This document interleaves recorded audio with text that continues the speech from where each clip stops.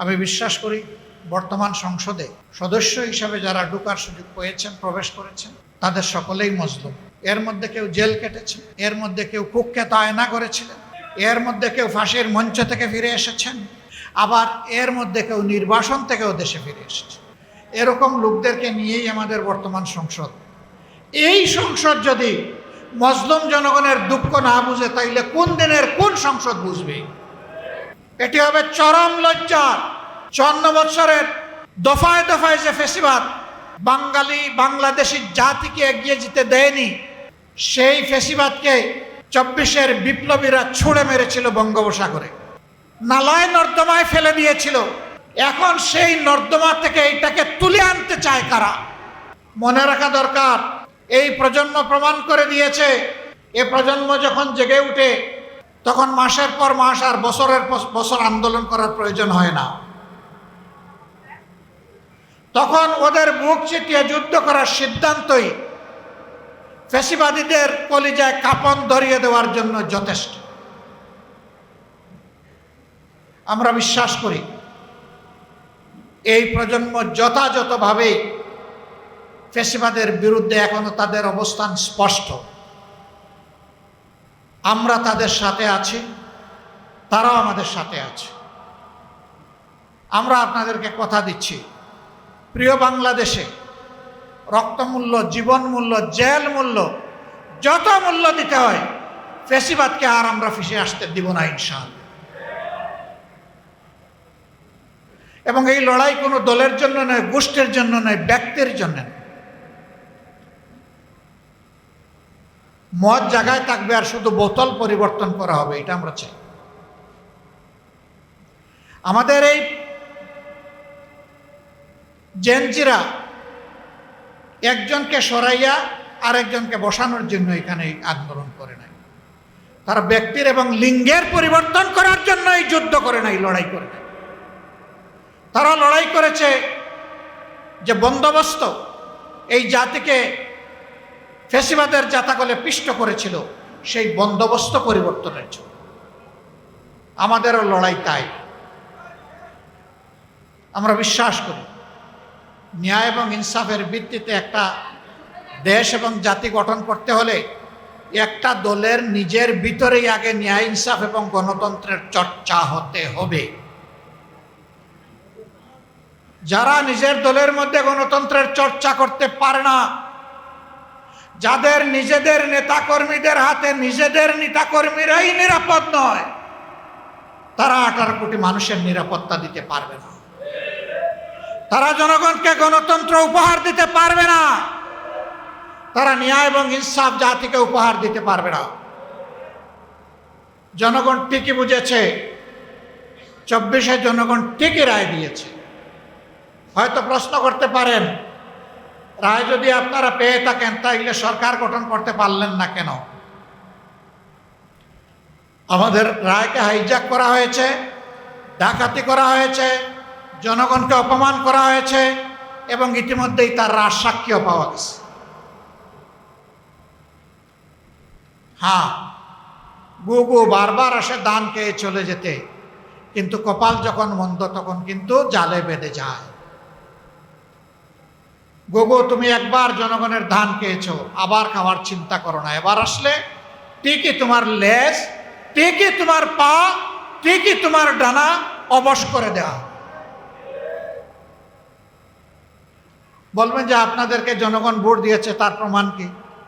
70% জনগণ হার পক্ষে ভোট দিয়েছে, এটাই তার প্রমাণ। মহান আল্লাহ রাব্বুল আলামিনের শুকরিয়া আদায় করার পাশাপাশি আমি প্রথমে আমার পক্ষ থেকে, আমাদের প্রিয় সংগঠনের পক্ষ থেকে, সংসদে বিরোধী দলের পক্ষ থেকে এই 46তম প্রতিষ্ঠা বার্ষিকীতে আন্তরিক অভিনন্দন জ্ঞাপন করছি। আমি একজন রাজনৈতিক কর্মী হিসাবে সাক্ষী, আপসীন এই কাফেলার যিনি কাণ্ডারি ছিলেন, তিনি অন্যায়ের পক্ষে ভয়ে ভয়ে কথা বলতেন না। নিঃসংকোচে গলা ঝেড়ে সিংহের মতো গর্জন করতেন। জাতীয় জীবনের প্রতিটি সংকটে সবার আগে যার দরাজ কণ্ঠ শোনা যেত তিনি আমাদের প্রিয় নেতা জনাব শফিউল আলম প্রধান। আমি আমাদের দলের পক্ষ থেকে আর একটু বেশি কৃতজ্ঞতা উপলব্ধি করি। আমাদেরই একটা অনুষ্ঠানে তিনি আমাদের আহ্বানে দাওয়াতে সামিল হয়েছিলেন। যেই অনুষ্ঠানের একটা বক্তব্যকে বিকৃত করে কতিপয় দুষ্ট লোক জামাতে ইসলামের মতো একটা সংগঠনের শীর্ষ নেতৃবৃন্দের বিরুদ্ধে ধর্ম অবমাননার মামলা করেছে এবং সেই মামলায় প্রিয় নেতা শফিউল আলম প্রধানও একজন আসামি। আদালতে উঠেছেন, জেলে গিয়েছেন, কষ্ট স্বীকার করেছেন, কিন্তু না, তিনি অন্যায়ের সাথে আপোষ করেন। আমরা তার কাছে চিরকৃতজ্ঞ। আলহামদুলিল্লাহ, তার রেখে যাওয়া এই সংগঠনের হাল ধরেছেন তার অত্যন্ত স্নেহের আদরের কন্যা এবং তার সন্তান। আমরা মানসিকভাবে মনে করি যে আমরা তাদের পরিবারের সদস্য এবং তাদেরকে ভিন্নভাবে দেখি না।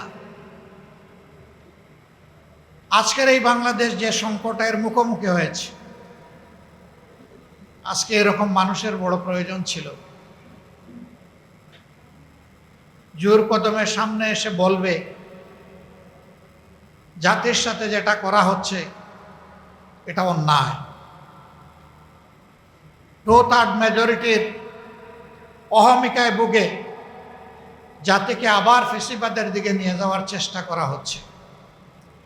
তিনি বলতেন, ফেসিবাদ আর জনগণের আকাঙ্ক্ষার মাধ্যমে মধ্যখানে যদি অন্য কিছু এসে দাঁড়ায়, আমি সেই শফিউল আলম প্রধান ফেসিবাদকে জনগণের দিকে এগিয়ে যেতে দেব না, এখানেই থামায় দেব। আমি আশা করি তার রেখে যাওয়া আমানতের ভার যাদের উপর পড়েছে তারাও চলার পথে কোনো অন্যায়ের সাথে কোনো আপোষ করবে। যেখানেই দেশের স্বার্থ সেখানেই তাদের পথ চলা হবে অকুণ্ঠ। আমাকে অনেকে বলে এটা ছোট দল, এটা বড় দল, এটা মাঝারি দল। আমি এই থিওরিতে বিশ্বাস করি। আমি বিশ্বাস করি একটা দল নির্দিষ্ট আদর্শ, তার কর্মসূচি, তার লক্ষ্য নির্ধারণ করে একটা দল তৈরি হয় এবং এগিয়ে যায়। দল কোনটা ছোট আর বড় এটা জনগণ বিচার করবে, এটার দায়িত্ব আমার না। আমি পার্সোনালি সুস্থ ধারায় গড়ে ওঠা দেশপ্রেমিক সকল দলকে সম্মান জানানো আমার দায়িত্ব মনে করি এবং চেষ্টা করি আমার ব্যক্তি জীবনে, সাংগঠনিক জীবনে এটাকে মেনটেন করা।